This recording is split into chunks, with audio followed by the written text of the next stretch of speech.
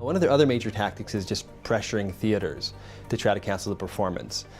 And so I'm just trying to think, imagine you're a theater owner and you get a letter from the Chinese consulate or embassy in your country or city. I mean, what are you thinking? It's just nuts, right? Yeah, that's why they would often forward us the letters and say, what is this about? So for example, in Little Rock, in Arkansas, the theater manager received such a letter, and he was just outraged, and he reported this to the FBI and said, what is this? This is the United States of America. You're not going to tell me what can and cannot be performed on our stage. What is Shen Yun, and why does the Chinese Communist Party try so hard to stop its performances? How is this related to other attempts by the Chinese regime to influence American companies? And how is this all part of the Chinese Communist Party's broader effort to control the narrative about China abroad and suppress dissenting voices? This is American Thought Leaders, and I'm Jekielek.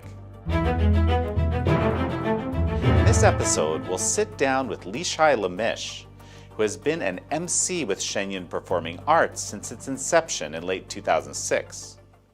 Leeshai Lemish, really wonderful to have you on American Thought Leaders. Thank you for having me.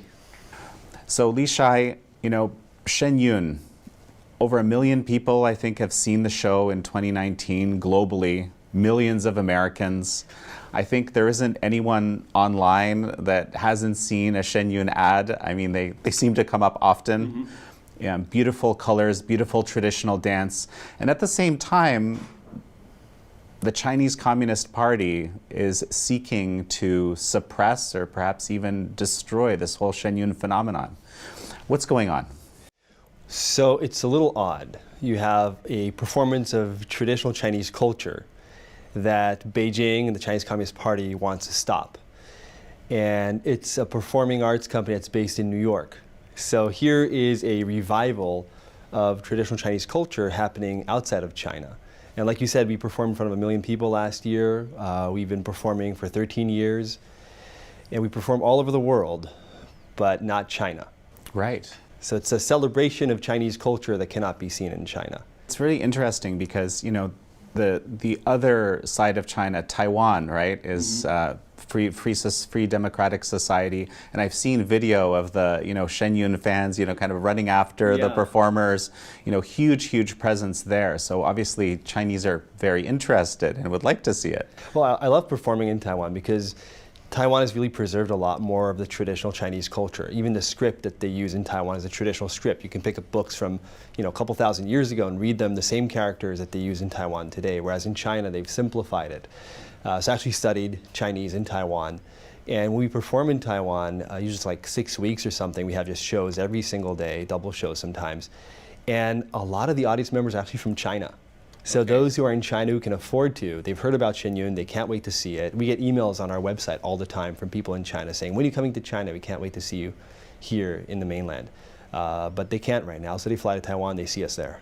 Give me a sense of, what is Shen Yun all about? Where did it come from? Why is it in New York of all places? Shen Yun is a performing arts company that is basically focused on reviving traditional Chinese culture.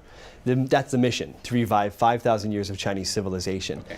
And the performance is classical Chinese dance is the main art form. So this is an art form that's like the Chinese equivalent of ballet. So ballet has a history of several hundred years, it's performed in the palaces of Louis XIV and so on in Europe and was systematized. Classical Chinese dance is very similar, but has a history of 5,000 years or even longer. And one dynasty after another was passed down. So some of the dances that you see in Shen Yun were dances that had at one time been performed in front of the emperor in the royal palace by the court ladies or by generals coming off the battlefield. They would do some martial arts moves, and then over time it evolved into dance. So you have a bit of a similarity between Chinese martial arts and Chinese dance. They're kind of like brothers, twin brothers separated at birth, and one took a martial arts path and one took a performing arts path. Okay. And there's music, there's a live orchestra, there's beautiful costumes, and then really the core of the performance is bringing out the traditional Chinese values, virtues, ideas like loyalty and integrity and faith, which of course are not only Chinese, but have really been lost in terms of how the stories are portrayed today in China. They're just surface stories, but the actual core values behind them are lost. And Shen Yun is bringing those back and performing them around the world. So it was established in New York because you couldn't do this in China. A group of Chinese artists, elite artists from around the world, we have some of our choreographers are from Australia, from China, from Taiwan, around the world, came together in New York with this shared mission of let's bring back this traditional Chinese culture and show the world what Chinese culture really is about. It actually started off as a Chinese New Year production. Right. Because the Chinese embassies and consulate would have these shows for the Chinese New Year, supposedly, which is in the winter. And they became just these big propaganda pieces for the communist regime. The whole show was quite literally very red. It was all about how great the Communist Party is, and there weren't these traditional stories. And people said, does not represent us, let's have our own show. And actually, NTD was the first one to put together a Chinese New Year gala here in New York, and then later on, it traveled a little bit around the country.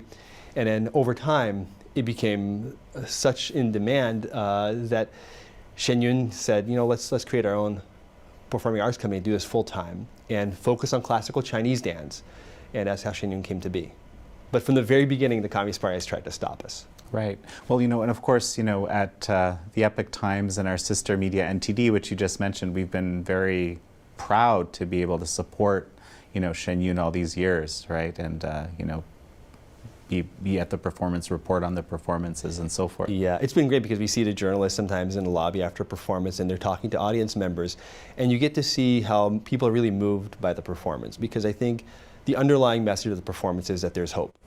That no matter how things get, how crazy things are in the world today, and they seem to be crazier every day sometimes, there's still hope. And the hope lies in rediscovering our roots, in finding what it is that we're here to do on this earth, and a spiritual connection. And people are touched by it, and they don't expect it.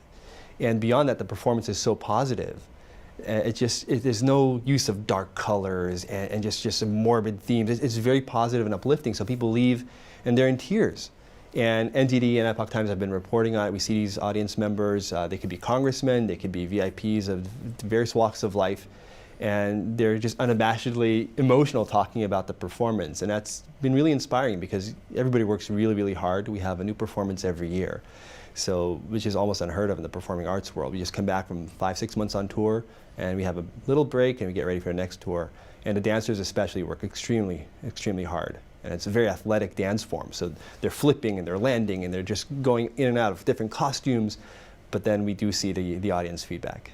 You mentioned this spiritual dimension, and a number of the performers practice the Falun Gong spiritual discipline. There's a connection where some of our founders were Falun Gong practitioners 20 years ago. Mm-hmm. How does the spiritual dimension fit into the show? Traditional Chinese culture is said to be divinely inspired. The idea is that this culture, this civilization, actually was brought down by heavenly beings and imparted to humankind. And over time, it was constantly enriched by this kind of semi-divine cultures. You have the idea of immortals walking around men and giving them everything from calligraphy and the written script to agriculture and medicine and even food and things like that. And we see that in the stories that are shown. Stories. That's one of the things I really love about Shen Yun, is these learning these true versions of the legends and the myths and the traditions. Yeah, absolutely. And then that theme of spirituality is woven through the entire performance, just like it was really through 5,000 years of civilization, at least until the previous century. And so, for example, you take a story like Journey to the West, the Monkey King and his fellow disciples, Pigsy the flying pig, and Sandy, and then the monk. This is based on a true story of a Tang Dynasty monk who walked from China to what is today known as India to bring back Buddhist scriptures to China and translate them. And there's this novel about his disciples / bodyguards who protect him. They have supernormal abilities and they're doing all these things. They're fighting demons and goblins and foxes disguised as women and all this different things. And basically, you can take it as just a story. And I think a lot of the performances and TV shows, cartoons out of China, just about the Monkey King and his antics. But really, it's a metaphor for a spiritual path, because they go through different tribulations. There's tribulations involving fame and desires and perseverance. And one pass at a time, they have to make it all the way to the end where they reach their spiritual perfection. And so these stories, and it's the same for the other classic novels and other heroes that are portrayed on stage, they really have an underlying spiritual theme, and that is a big part of what we do as Shen Yun, is bring that out. You yourself are an MC for the show, and there's this kind of unique element actually to the show, which I think is a lot of people that have seen the show, I've gone a number of times, I've taken friends and so forth, and they really love this, what you actually do. Okay, it's good to hear. Which is kind of help people understand, right? Yeah. So we just go on stage very briefly between the pieces. So the performance is not one narrative theme. You do have this underlying theme of reviving civilization and the spiritual elements of it, but it really is about 20 little vignettes. You might be traveling from the heavens to an imperial palace, and you're on a battlefield, and you're in a specific region of China, different stories and different legends. And a big part of what we do as MCs is we introduce the piece. So no matter how much or how little you know about Chinese culture, you can understand and follow the stories. So we've had anybody from people who've never been to China, never read a Chinese novel, they can really follow all the stories because the art form, dance, really does most of the storytelling. We just tell you what dynasty it is and what the background is. You can just jump right in. It's really about 5 minutes or so for a story, so you have to get a lot in, and if you spend the time trying to figure it out, it's a little difficult. So we just go on, say a few sentences, and get out of the way. And one of the things that I've heard you say in the show, I think perhaps even last year, I think you were the MC in the show that I saw, you talk about how the show can't be seen in China, right? And there's this, the Chinese Communist Party is very opposed. We've had, I've seen letters in the past from Chinese officials to theater owners saying, don't put this show on. Crazy stuff, right? Like serious pressure when you have the PRC. Where does this come from? Yeah, well, it comes directly from top leaders in the Chinese Communist Party, perhaps even leaders of the previous regime who were so adamant about banning Falun Gong and stopping anything that Falun Gong practitioners do. And so when Falun Gong practitioners came along and said, we're going to have this performance and we're going to revive traditional Chinese culture, and we might even show pieces about the persecution of Falun Gong and the courage of people who practice Falun Gong to stand up for their beliefs and still find a sense of hope, they were really afraid. So from the very first year that we started touring, this was end of 2006, 2007, we noticed this phenomenon. Wherever we would go, there would be this kind of force following us around. At first what they did is they would send performing arts companies of their own to try to compete with us. So there would be Shen Yun on one side of the street, and then in the theater opposite it, there would be some performance out of China. Sometimes it would be just blatantly Maoist kind of ballet in red guard attire and the whole thing. Other times it would be a disguise for traditional Chinese culture. And I remember sometimes we'd show up somewhere and people would say, oh, we already saw your performance. We said, that's impossible. We just arrived in Netherlands today. What are you talking about? No, last week, totally saw it. And then we look it up, and they're basically trying to fight for the audience members.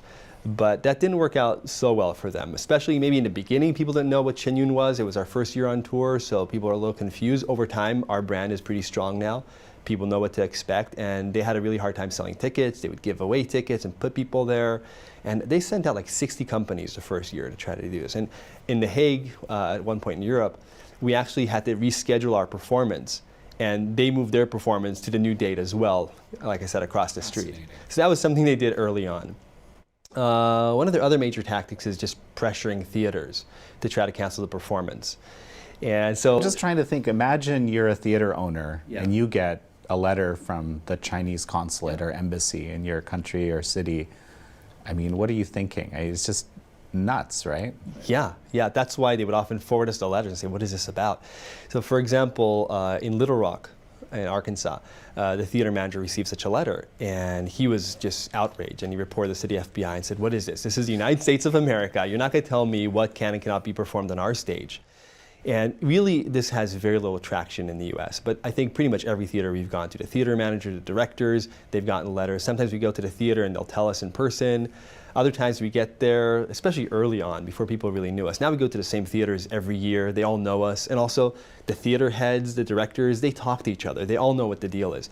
But early on, we'd show up to the theater and there's kind of a bit of a cold reception and we don't know what's going on. And then they see the show and they get to know us after a couple of days. They tell us, initially this was my impression because we got the visit from the Chinese consulate and they were saying you guys are nuts and you guys are some kind of cult and we should be afraid of you and not let you perform and this is going to be bad. And often they'll get threats that if you allow Shen Yun to perform, then we will not allow you to have any companies from China perform at your theater. You will personally not get a visa.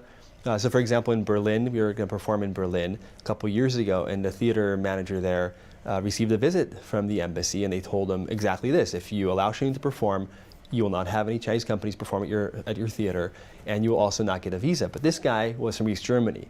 He knew to deal with communism. He actually experienced some persecution himself, and so he just kicked them out and said, you know what, we're not listening to you. This is Germany, or this happens all across the world. So in the United States, people tend to just respond and get out of here. This is the U.S.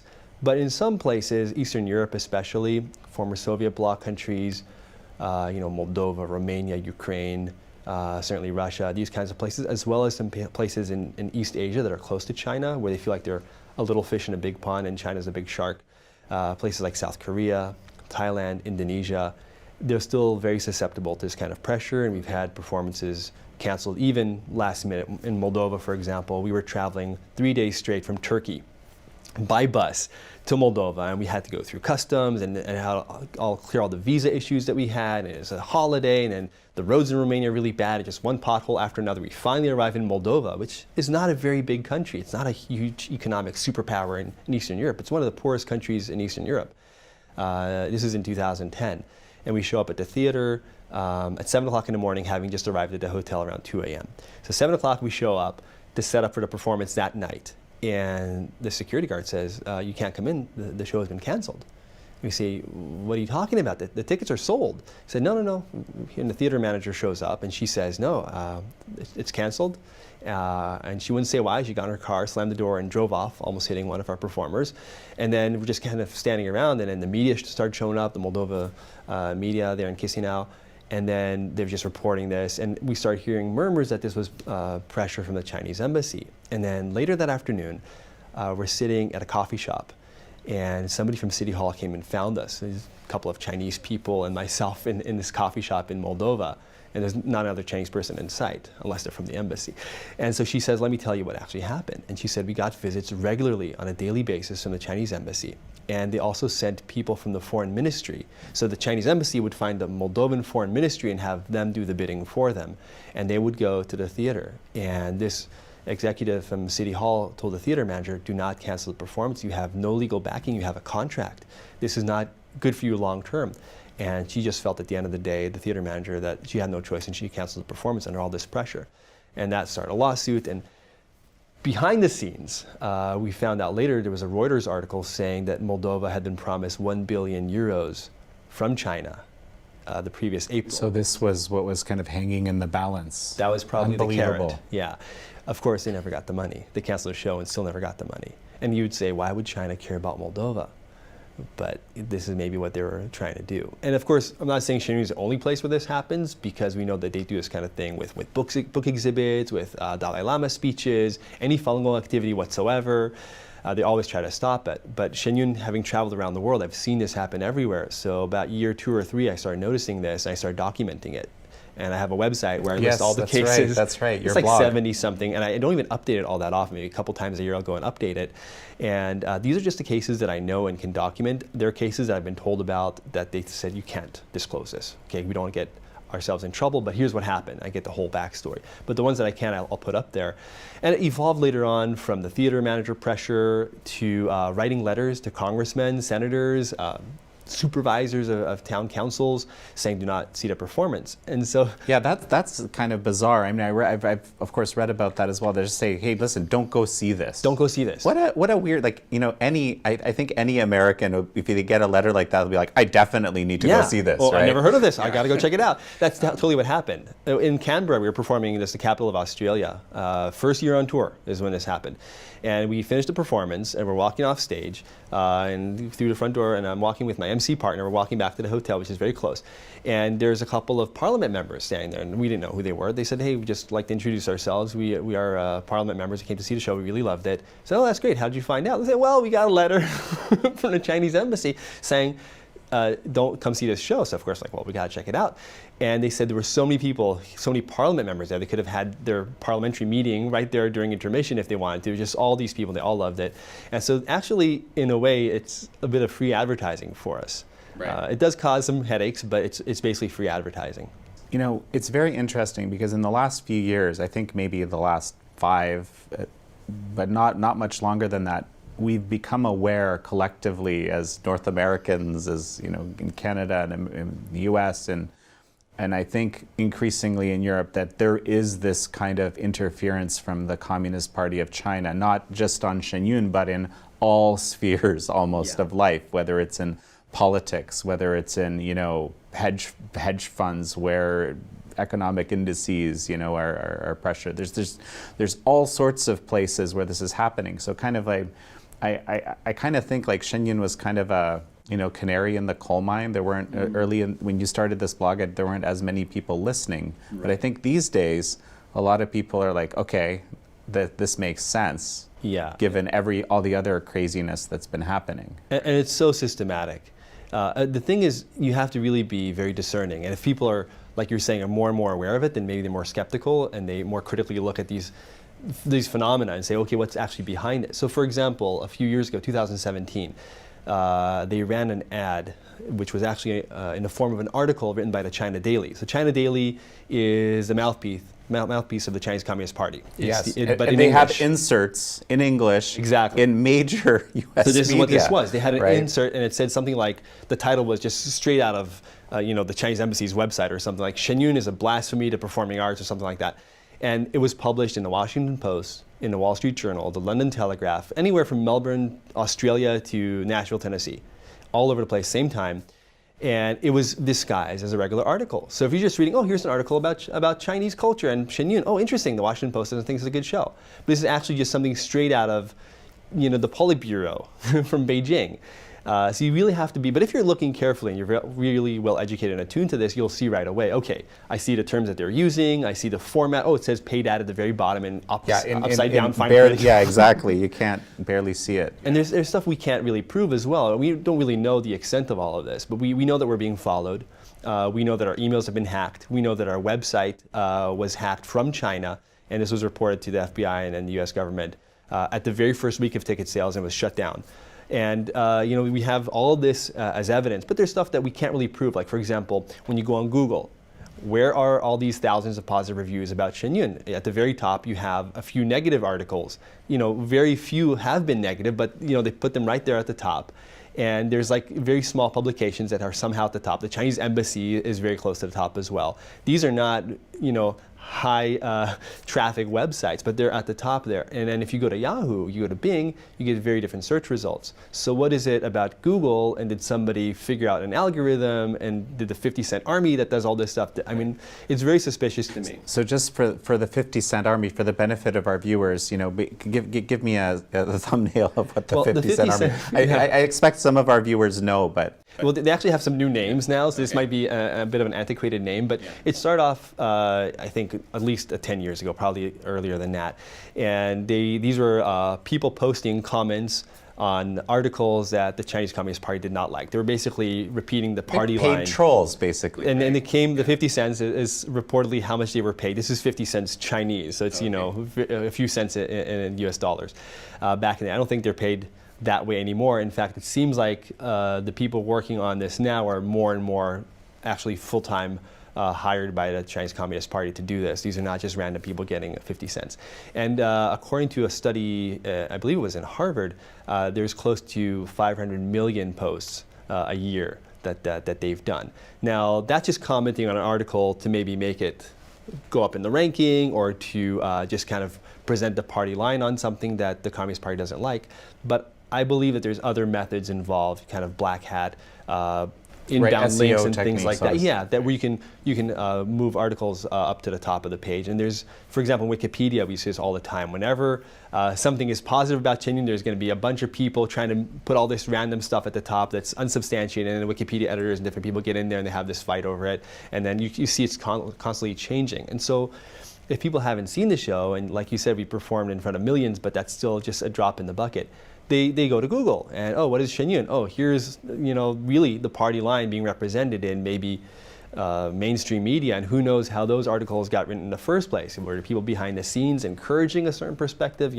That's stuff that at this point is still a question, but it to me is very suspicious. And I clearly remember this one article in London. This was 2008. We're performing in London, Royal Festival Hall, And it was a great show. They were just loving the performance. We had multiple curtain calls. We had some jokes, especially for the London audience, that people really, really loved, and just they could not get enough of it. And then an article comes out in the Telegraph and it says, oh, this performance was terrible. The dance wasn't exciting. The jokes were stupid. The singers were really bad. I'm like, were we watching the same performance? I was on stage. I know like what the audience was responding. And at the very least, if you personally did not like it, this does not represent the audience. And that article for years was at the very top, above the fold on Google. So people would get the impression this is what the performance is about. Actually, one thing I do want to cover a little bit is kind of the scale of the show, because you started, I can't, maybe you can tell me. 2006 with one company. 2006 with one company. You're able to reach 1 million people a year because you have how many? So year one, we had one group. Yeah. Then year two, we had two groups. Each group is like 70, 80 people. And between the orchestra and the dancers. So you have a full orchestra troupe, you have a full dance troupe, you have technical crew, you have soloists, singers, MCs, and you have company management. So you have about 70, 80, sometimes even 90 people in a company. We went year one group, year two, year two, three. Then we stayed at 3 for a few years, and we went to 4, 5, 6, and then this year we're going to 7. This will be the first time we have 7. We've grown by one company every year lately. And we also have a symphony orchestra that's a combination of kind of like Transformers, powers combined. The different orchestras come together and they put together a symphony orchestra that performs at Carnegie Hall and around the world. Yeah.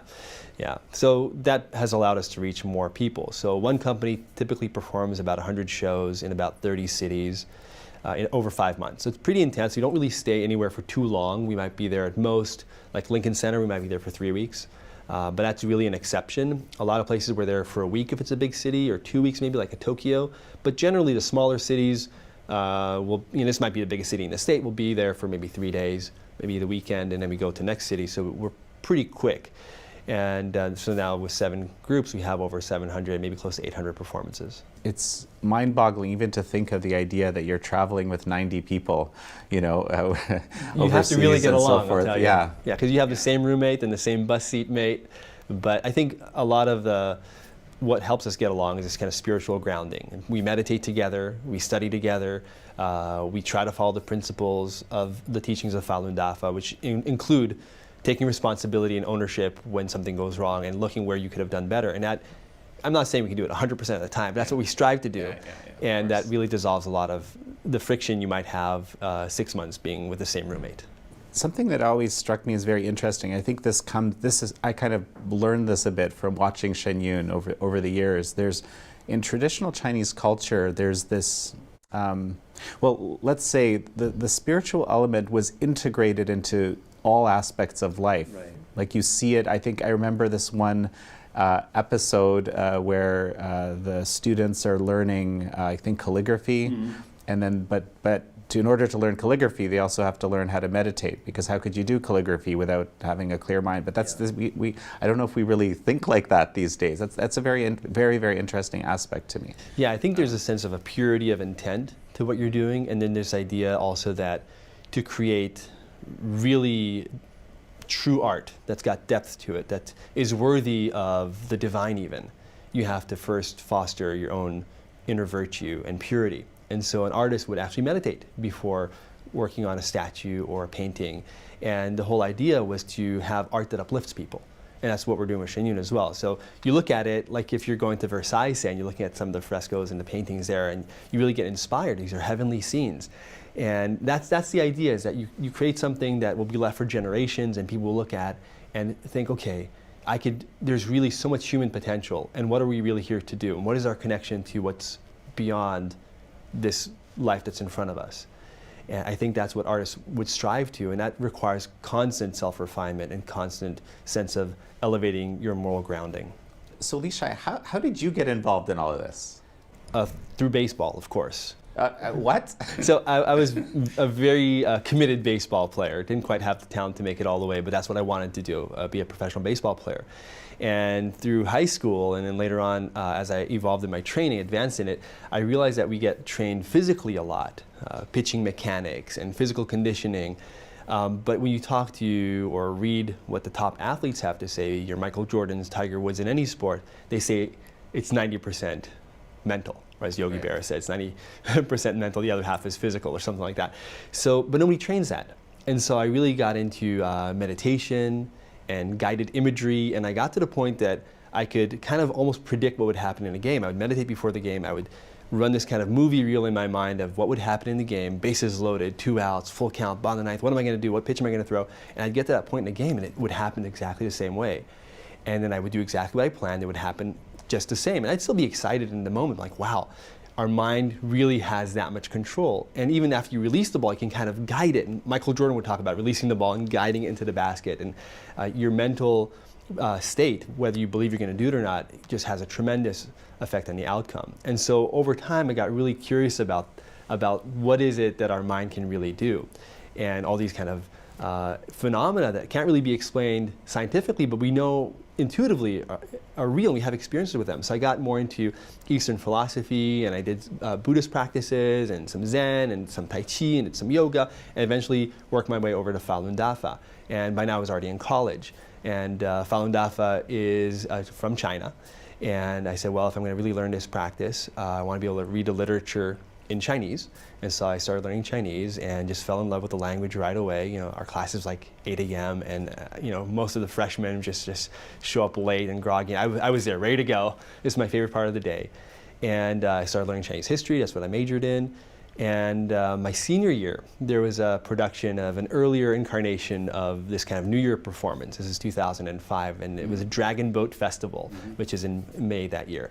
And a friend of mine was running the production, and she said, you know, why don't you come host this? You know, you speak Chinese, it'll be fun. And at the time, I was really into writing about human rights in China. Right, because the persecution of Falun Gong practitioners all these years. Right, it was 6 years at that point. It's actually 20 now, and I don't know that I would have believed you at the time if you said this was going to last until 2019, 2020, or who knows how long.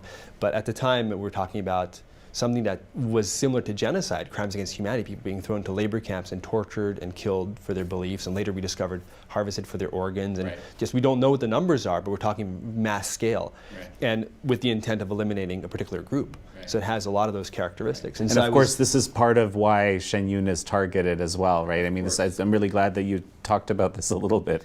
Because, so skipping ahead to that, so Shen Yun, on stage, we have all kinds of stories. We have stories from Romance of the Three Kingdoms, which is a classic novel, or Journey to the West.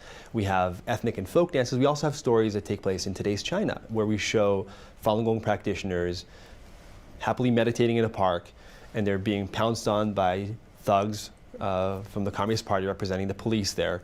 And then there's this sort of battle that takes place between peacefulness and really a form of evil. And then you see how through their beliefs that there's more to life than meets the eye, there's even potential for miracles to take place, and for a sense that there's a bigger picture and greater forces at play. And so that's a piece where here we are performing through art the story of what's happening to Falun Gong in China today. This is a persecution campaign that has gone on for so long, and the Communist Party has tried everything to cover it up. The same kind of tactics that they try to use against us, they've been using for years to try to get Falun Gong practitioners to not be allowed in a parade, to not allow them to have an exhibit at the library, to not bring a resolution to town hall, these kinds of things. As well as, of course, just arresting and silencing anybody who speaks out about it, death threats to people here in the States, tapping phones, hacking emails. There's just a whole slew of things. And here we are, putting it right on stage, and people are talking about it, they get to know about it. You know, something, Leeshai, that just struck me, I just came back from Hong Kong. We had a whole series of interviews there. I hope you actually, I think you'll be very interested in some of them. I know our audience has responded incredibly well to them.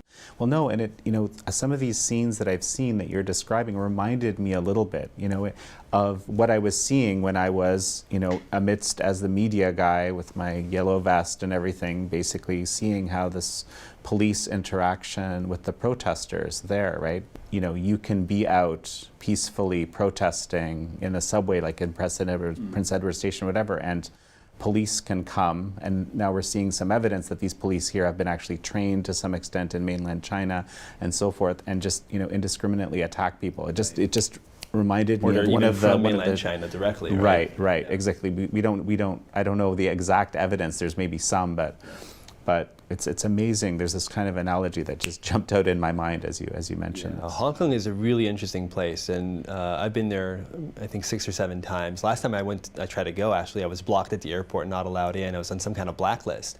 I'm assuming all the Shen Yun performers are blacklisted. But we were actually supposed to perform in Hong Kong a few years ago. Right. And we had 7 shows. They were all sold out. And I don't know if all the tickets were sold to people from Hong Kong or people from China were going to take a train over and watch it, but they were sold out. And we had our final rehearsal, a dress rehearsal, preparing for Hong Kong. What we did was we put together the best pieces from all the different years. It's a new performance every year. And it was an amazing performance. And we're on stage in costume and makeup, and the dancers are just still panting from the last dance. Curtain comes down, just an amazing rehearsal. We can't wait to go. We're 3 days away. And one of our administrative staff came up and said, really sorry to tell you, the shows have been canceled. You can't go because they haven't issued you visas. You were supposed to get visas. A lot of people did, but the key members of a technical crew you have to run the performance were denied. So they kind of did it that way. And people had their bags packed. And so it's really a dream for a lot of our performers, especially ones who grew up, ethnic Chinese grew up outside of China, right, to bring this show back to China. And Hong Kong was like the first step in that direction. So this is still something we're waiting for. And fundamentally, this is so interesting also because what comes through to me when I've seen the show is this kind of love of Chinese culture, love of China, which is definitely the Chinese Communist Party's trying to paint a very different picture here, right? Yeah, well, this is really what they're afraid of, because we all talk about Chinese civilization having 5,000 years of continuous history, and all the stories and legends have really been passed down one generation to the next. So when the Communist Party came over earlier last century, the first thing they had to do in order to bring in this import, which was Marxism, atheism, and communism from the Soviet, was remove what was there before. Because if you have a population that has very strong core values of integrity, and even a lot of the stories are about people in China in the past being willing to sacrifice their life and not go back on their word and not betray somebody, and that was really just a standard shivers practice. Up my spine as you say that. And being accountable to your ancestors, for example, to your parents who brought you up, to the emperor, all these different ideas of loyalty. And the Communist Party then wants them to believe what they're bringing in, which is saying there's no God, there is nothing beyond this. It's all about a struggle in a sort of natural selection sort of a way. And so the first thing they have them do is they kill off the people who had that education. They kill off the intellectuals, the people who have appreciation of history and literature. And then they have, in like the Cultural Revolution later on, they have children struggle, fight against their parents and against their teachers, breaking all of the previous ideals of respect, and really destroying the culture, not just the artifacts, smashing Confucian statues and temples and burning books and paintings, but also the spirit of it. Right. So that now you have 3, 4, 5 generations who grew up under this, and they don't really even know what the traditional culture was actually about. And so even when they learn history in school, they learn just kind of very, very broadly. A lot of the heroes from the past are now portrayed as villains. So you can imagine, like, if you're going to school in another country or here in the States, and George Washington and all our founding fathers are portrayed very, very negatively. And maybe there's some trends in that direction too in some of the school systems. But in traditional Chinese culture, you really learn from the past. You learn from the ancestors, you learn from the heroes and the values that they left behind.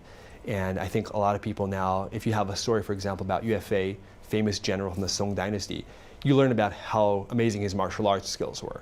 But you don't learn about the spirit behind what he was doing, which was a sense of loyalty for the dynasty and self-sacrifice.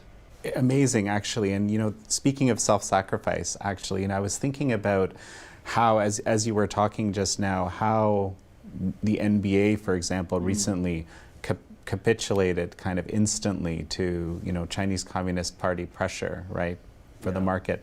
And I was thinking how obviously Shen Yun, it would be an impossibility for Shen Yun to do such a thing as there's this dream to actually bring this true Chinese culture back to China. It's like this thread of freedom, this uncompromising freedom. I don't know. It's very, very interesting. Yeah, if you look at, it's easy for me as American-born Western to not be so affected by the pressure, but we have performers who have family members in China still. We had an erhu soloist, it's a musical soloist whose husband was jailed in China while she was performing with Shen Yun. My first MC partner, she was from Beijing, and her parents were still in Beijing, and she told me that her parents would sometimes get visits on a weekend, kind of weekly basis, every weekend, from the National Security Bureau. These are top people in the Chinese security apparatus, and they would say, you know, we know what your daughter is doing. She's performing with Shen. We don't like it. Find a way to get her to stop her, bring her back here, or you all are going to get in trouble. Unbelievable. Or believable, but unbelievable. Yeah, and it goes all the way to performers being blacklisted, and they can't go back and visit their family members, and people get married and get old and pass away, and they can't see any of this. And you know, it goes down all the way to very physical threats, slashing our tires. This is something we haven't gotten into, but there was a period when they would try to attack our vehicles. So we now have 24-hour security and surveillance of our vehicles, but there was one time when during a pre-trip inspection, our bus driver discovered a slash on the front tire of the bus. And it wasn't deflated, it was cut in such a way, he took this to the garage and they said, well, this is really interesting the way it was cut, because it was cut in such a way that when the tire inflates at high speed on a highway, it would blow up and you might lose control of the vehicle because of the way the tire was in the front. And the very next day we were on alert, so we started checking all our vehicles, and I discovered on our truck a similar cut. And then that night, as we're driving from Memphis to Little Rock, our bus had a flat tire. And this went on, and later they stopped tweaking with the tires. They started trying to do something with the fuel tanks, and they were putting corrosive material in vehicles and trying to do all these different things. There was even a police chase in Dallas where the guy abandoned his pickup truck and ran away. And obviously it's not going to be the Chinese ambassador doing these things.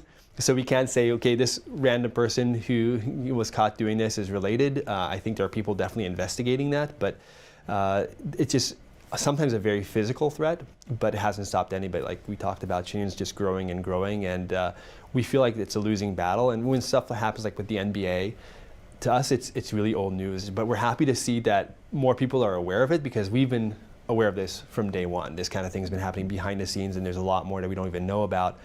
And most of the time, the vast majority of the time, especially here in the US, we find that theater managers, congressmen, whoever, they stand up for what we believe in, which is, part of it is, yeah, we will decide what is performed on stage or not, and not somebody in Beijing. But you know, there are some exceptions of people who capitulate to the pressure, and they'll take down their advertising, they'll take away their sponsorship, they won't go see the show, they'll cancel a contract.